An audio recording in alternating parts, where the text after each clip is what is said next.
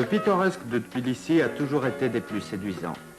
La ville, qui dégageait un relent d'Asie, était pourtant tournée vers l'Europe et en particulier vers Paris. En 1912, la première exposition du peintre autodidacte Henri Rousseau fut inaugurée à Paris. La même année, coïncidence significative, deux étudiants venus de Saint-Pétersbourg à Tbilissi pour y passer leurs vacances, Ilia et Cyril Zdanevitch, accompagnés de leur ami français Michel Le Dentu, découvrent tout à fait par hasard dans une taverne des tableaux d'un peintre inconnu. Il s'agissait de Pirosmani.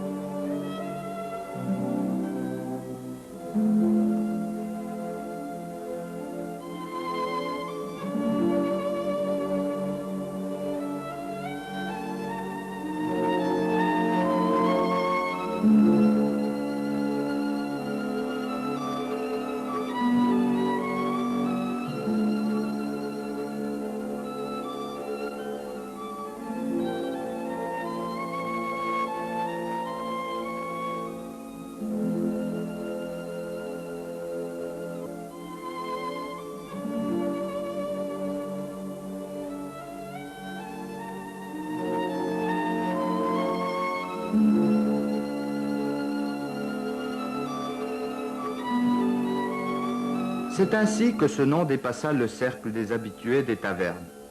Cependant, le peintre lui-même resta solitaire. Nul n'a pu élucider les détails de sa biographie.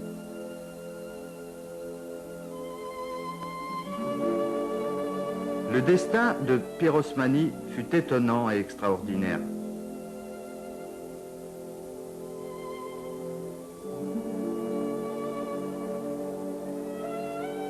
Jusqu'à ce jour, on ne connaît pas les dates exactes de sa naissance et de sa mort. Il est mort en vagabond et fut enterré comme tel, Dieu sait où.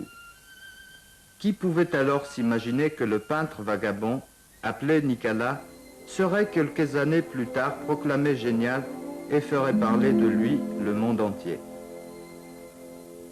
En 1969, une grande exposition de Pirosmani a eu lieu au Musée des Arts Décoratifs à Paris. C'était un grand événement pour tous, mais surtout pour Ilias, qui avait le premier découvert Pirosmani à Tbilissi et avait essayé de le faire reconnaître par les organismes officiels des Beaux-Arts. Ilias m'avait raconté cette rencontre avec Pirosmani, avec son frère et son ami Le Dentu. Ils avaient recherché le plus possible de ces tableaux dans les tavernes où Pirosmani peignait sur les toiles cirées noires des cabarets, surtout beaucoup d'enseignes et les tableaux de la vie courante.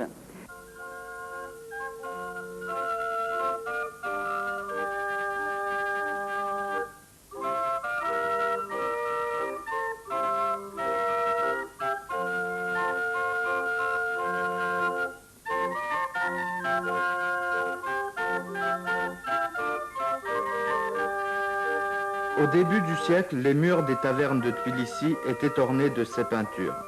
Mais qui sait combien de toiles ont disparu que personne ne reverra jamais. Presque toute ces peintures murales a disparu. Seules subsistent environ 200 de ces toiles.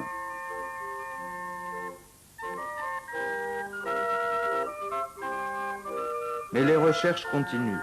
Ses admirateurs sont à l'affût de tout ce qui est lié au nom du peintre, à sa vie, aux personnes qui lui étaient attachées. Madame Hélène Iliazd, la veuve du peintre Ilia Zdanevitch, dit Iliazd, nous raconte. Ilias a aimé immédiatement ce peintre. Il l'a classé parmi le mouvement futuriste de l'époque. Il a d'ailleurs réussi à faire exposer 4 de ses toiles à Moscou en 1913 à la cible, avec les grands peintres de l'époque, Larionov, Goncharova et autres, et Kiris Danevich d'ailleurs. Et Ilyas avait toujours parlé de pyrosmanie à Picasso.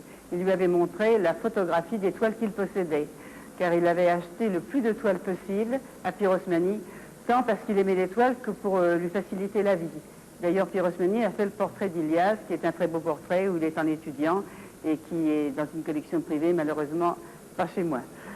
Et Picasso aimait également ce peintre et s'en est toujours souvenu, si bien que lorsque le dernier livre d'Ilyas, qui a été consacré à traduire l'article qu'il avait écrit en 1913 pour faire connaître Pyrosmani, Picasso lui a fait une magnifique gravure sur Japon représentant le peintre.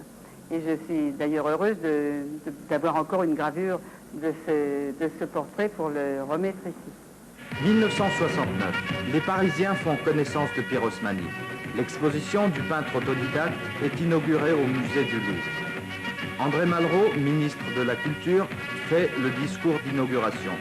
Il dit notamment « L'exposition des toiles de Pyrosmani à Paris est un événement important dans l'histoire de l'art européen moderne. Toute la presse française a fait l'écho de cette exposition. On a comparé Pyrosmani au grand peintre, à Giotto par exemple. Certains l'ont placé au-dessus d'Henri Rousseau. » L'écrivain russe Ilya Ehrenburg a pressenti le succès de l'exposition quand il a écrit en 1922. Les murs des tavernes de Tbilissi sont ornés de toiles de Pyrosmani, un peintre inconnu qui pourrait bien étonner les Parisiens sceptiques. Le nom de Pyrosmani, de son vivant, était lié à Paris. En effet, son premier et unique amour fut une chanteuse de café chantant, une Française prénommée Marguerite. Il a immortalisé dans le tableau l'actrice Marguerite.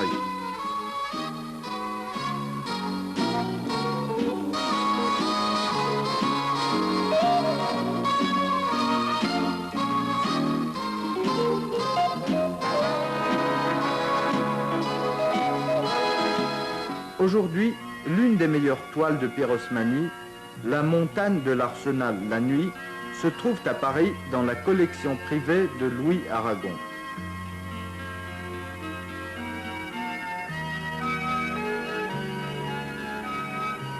Une autre toile, L'ours et ses oursons, appartient au collectionneur Basmadjian de Paris. Ce tableau est sorti illégalement de la Géorgie dans les années 80. Le tableau La femme au tambourin, que l'écrivain Stefan Zweig a sorti de la Russie, se trouve actuellement dans une collection privée aux États-Unis. Des expositions des tableaux de Pyrosmani se sont déroulées dans plusieurs pays. Le musée des beaux-arts de la Géorgie possède la plupart des œuvres de Pyrosmani. En 1962, la revue Courrier de l'UNESCO écrivait « L'importance de ce peintre dépasse les frontières de la Géorgie. Grâce à son talent et au côté humain de ses tableaux, Pyrosmani appartient à l'art mondial. »